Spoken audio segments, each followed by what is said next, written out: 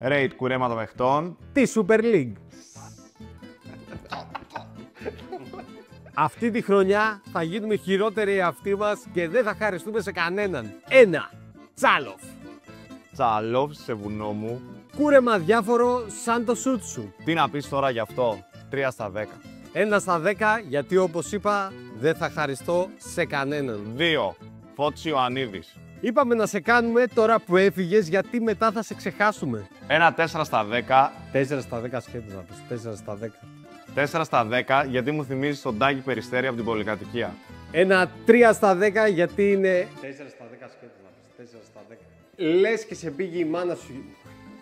Λες και πήγε η μάνα, όχι. Θα λέτε ό,τι συνθήματα θέλετε χωρίς να έχουν μέσα μάνες. 1 3 στα 10 γιατί το κούρεμά σου είναι πολύ αδιάφορο.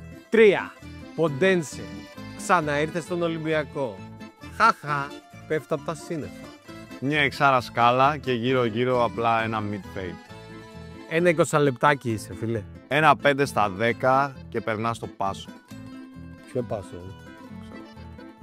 5 στα 10 γιατί το βλέπεις παντού αυτό το κούρεμα, είναι στάνταρ και δεν χάνει με τίποτα.